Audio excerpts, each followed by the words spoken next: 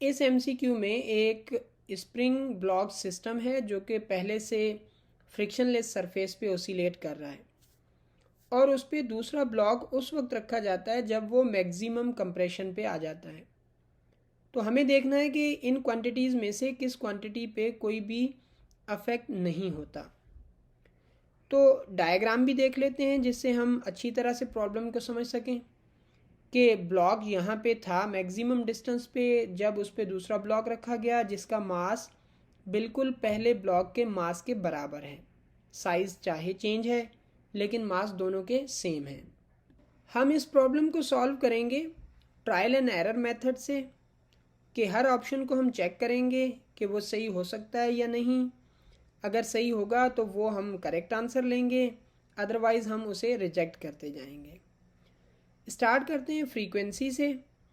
आपको पता है कि फ्रीक्वेंसी और एंगुलर फ्रीक्वेंसी में डायरेक्ट रिलेशनशिप है। अगर एंगुलर फ्रीक्वेंसी पे फ़र्क नहीं पड़ रहा तो इसका मकसद है फ्रीक्वेंसी पे भी असर नहीं पड़ेगा। एंगुलर फ्रीक्वेंसी की इक्वेशन आपके सामने है, स्क्वायर रूट ऑफ के ओवर एम। मास पे ओमेगा डिपेंड कर रही है, इसका मकसद है मास बढ़ने से ओमेगा चेंज हो रही होगी, ओमेगा डिक्रीज़ हो रही होगी, तो डेफिनेटली फ्रीक्वेंसी भी डिक्रीज़ होगी। तो ए ऑप्शन गलत हो गया।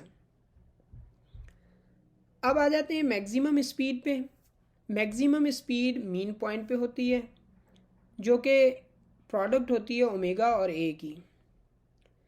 पहली हमारी इंट्यूशन ये है कि अगर ओमेगा चेंज हो रही है तो वी मैक्स भी चेंज होगी, लेकिन ये भी मुमकिन है कि ये कांस्टेंट रह सके।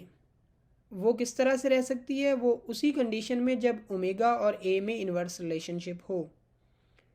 ओमेगा जिस तनासुब से इंक्रीज़ हो रही हो, ए उस तनासुब से डिक्रीज़ हो रहा हो, या ओमेगा जिस अमाउंट से जिस तनासुब से डिक्रीज़ हो रही हो, ए उससे इंक्रीज़ हो रहा हो।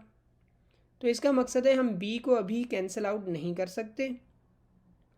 हमें ए को चेक करना होगा कि ए में कोई वेरिएशन हो सकती है या नहीं।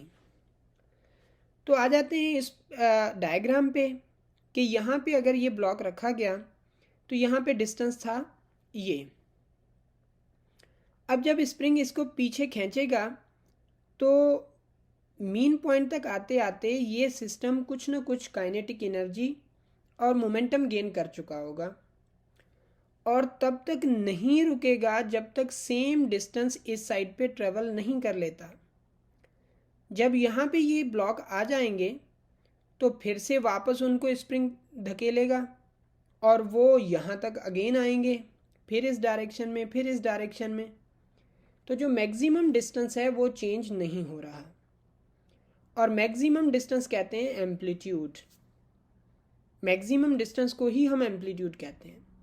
तो इसका मकसद है एम्पलीट्यूड पे अफेक्ट नहीं हो रहा। जब एम्पलीट्यूड कांस्टेंट हो गया तो इसका मकसद है वी मैक्स पे असर हो रहा होगा। वी मैक्स उसी तरह से इंक्रीज़ या डिक्रीज़ हो सकती है जिस तरह से ओमेगा। तो बी ऑप्शन भी गलत हो गया। और हमने ये भी साबित कर लिया कि एम्पलीट्यूड कांस्टेंट है, उस पर कोई भी इफ़ेक्ट नहीं पड़ रहा। तो सी ऑप्शन करेक्ट हो गया।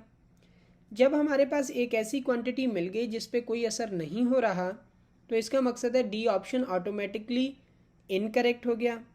तो हमारे पास करेक्ट ऑप्शन है सी।